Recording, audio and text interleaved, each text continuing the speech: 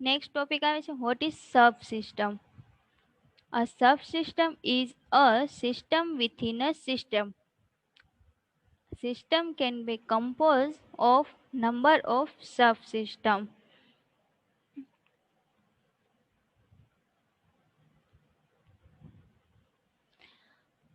તમને what is subsystem છે એ 1 માર્ક્સમાં અથવા તો 2 માર્ક્સમાં પણ પૂછાઈ શકે. 1 માર્ક્સમાં ઓનલી ડેફિનેશન પૂછાઈ શકે અને 2 માર્ક્સમાં વોટ ઇઝ સબસિસ્ટમ અને એના એક્ઝામ્પલ પૂછાઈ શકે. તો કે a subsystem is a system within a system, કે સિસ્ટમની અંદર જે સિસ્ટમ હોય છે એને આપણે સબસિસ્ટમ કહે છે. ફોર એક્ઝામ્પલ તરીકે જોઈએ, automobile is a compose of subsystem. Automobile છે એ સબસિસ્ટમનું બનેલું હોય છે. અને ઓટોમોબાઈલની હવે આપણે સબસિસ્ટમ જોઈએ. એન્જિન સિસ્ટમ, બોડી સિસ્ટમ અને ફ્રેમ સિસ્ટમ. એમાં આપણે ફર્સ્ટ સબસિસ્ટમ જોઈએ એન્જિન સિસ્ટમ. તો કે this system has subsystems like carburetor system, generator system, fuel system and so on. તો કે આ સિસ્ટમમાં સબ એટલે કે પેટા સિસ્ટમ છે. જેમ કે સોફ્ટવેરમાં ઘણી મોડ્યુલો હોય છે એને આપણે જે મોડ્યુલો સબ સિસ્ટમ કહી શકાય. એન્જિન સિસ્ટમ છે એમાં જોઈએ તો આપણે this system has subsystem like carburetor system, generator system, fuel system and so on. આ સિસ્ટમ છે એ સબ સિસ્ટમથી બનેલી છે. ફોર એક્ઝામ્પલ તરીકે કાર્બોરેટર સિસ્ટમ છે, જનરેટર સિસ્ટમ છે અને ફ્યુલ સિસ્ટમ છે. In software is composed of number of modules. Each module may be called subsystem. કે આ સોફ્ટવેરમાં ઘણા બધા મોડ્યુલો છે, જે આ મોડ્યુલો છે એને આપણે સબસિસ્ટમ કહીશું. નેક્સ્ટ આવે છે બિઝનેસ સિસ્ટમ.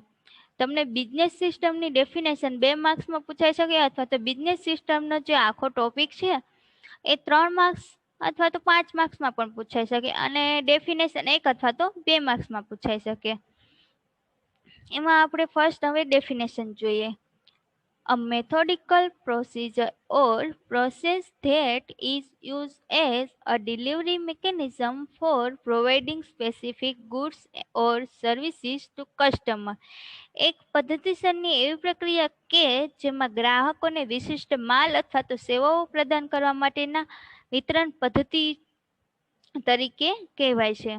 કે એક એવી પ્રોસેસ, એવી પ્રક્રિયા જે પદ્ધતિસર, મેથોડિકલ પ્રોસિજર, જે એવી પ્રોસેસ કે જેમાં goods or service to customers, providing specific goods or services to customer, એટલે કે કોઈ કસ્ટમરને સ્પેસિફિક સર્વિસ અને એવી સારી સર્વિસ આપવા માટે આપણે બિઝનેસ સિસ્ટમનો યુઝ કરીએ છીએ. A business enterprise is a system consist of various subsystems which operate in a balanced, coordinated and integrated manner to make the whole as a business system. કે બિઝનેસ એટલે કે કોઈ વ્યવસાય. બિઝનેસને આપણે ગુજરાતીમાં શું કહે છે? વ્યવસાય. આ એવો વ્યવસાય કે એવી વ્યવસાય એન્ટરપ્રાઇઝ કે એક એવી સિસ્ટમ છે જે વિવિધ સબ સિસ્ટમનો સમાવેશ કરે છે, જે એક વ્યવસ્થિત સિસ્ટમ તરીકે સંપૂર્ણ બનાવવા માટે સંતુલિત, સંકલિત અને એકત્રિત રીતે કાર્ય કરે છે. બેલેન્સ, કોઓર્ડિનેટ એન્ડ ઇન્ટિગ્રેટેડ એટલે કે કોઈ સંતુલિત, બેલેન્સ એટલે કે સંતુલિત, કોઓર્ડિનેટ એટલે કે સંકલિત અને ઇન્ટિગ્રેટેડ મેનર એટલે કે એકત્રિત કરી કરે છે. Following are the example of subsystem of a business firm. કે જે નીચેના એક્ઝામ્પલ છે એ બિઝનેસ ફીમના છે. Financial system look after financial function, production system to look after production function. Marketing system in charge of marketing function. આ 3 example છે પહેલા ઉપરના. એમાં તમને શું કહેવામાં આવે છે કે ફાઇનાન્શિયલ ફંક્શન છે એ ફાઇનાન્શિયલ સિસ્ટમ સાથે સંકળાયેલ છે, પ્રોડક્શન ફંક્શન છે એ પ્રોડક્શન સિસ્ટમ સાથે સંકળાયેલ છે, અને જે માર્કેટિંગ ફંક્શન છે એ માર્કેટિંગ સિસ્ટમ સાથે સંકળાયેલ છે. ચોથું એક્ઝામ્પલ છે personal system involve the development, utilization and management of human resource. એટલે કે કર્મચારી પ્રણાલીમાં માનવ સંશોધનના વિકાસ, ઉપયોગ અને સંચાલનનો સમાવેશ થાય છે. તમને આ સ્ક્રીન ઉપર જે દેખાય છે એ તમારે નોટ કરવું હોય તો કરી શકો છો. જે તમને આ 5 માર્ક્સ અથવા તો 2 માર્ક્સમાં પૂછાઈ શકે છે, યા તો 3 માર્ક્સમાં પણ પૂછાઈ શકે. નેક્સ્ટ આવે છે every subsystem has its own system. દરેક સબ સિસ્ટમને પોતાની સિસ્ટમ હોય છે. For example, production subsystem comprise of people, machine, flow of product, flow of information etcetera. For example તરીકે જોઈએ, ઉત્પાદન ઉપપ્રણાલીમાં લોકો, મશીનો, ઉત્પાદનો, પ્રવાહ, માહિતીનો પ્રવાહ વગેરેનો સમાવેશ થાય છે.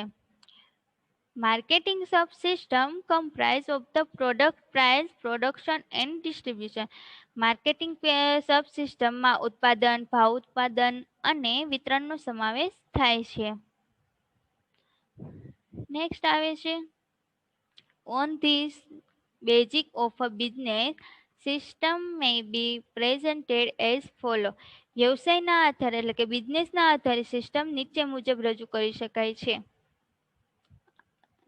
આ બહુ મોસ્ટ ઇમ્પોર્ટન્ટ તો નથી, પણ તોય તમે નોટ કરી શકો છો. એમાં ફર્સ્ટ આવે છે ઇનપુટ.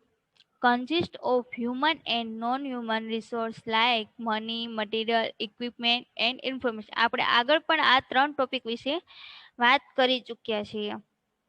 પૈસા, સામગ્રી, સાધનો અને માહિતી જેવા માનવ અને માનવીય સંસાધનોનો સમાવેશ થાય છે.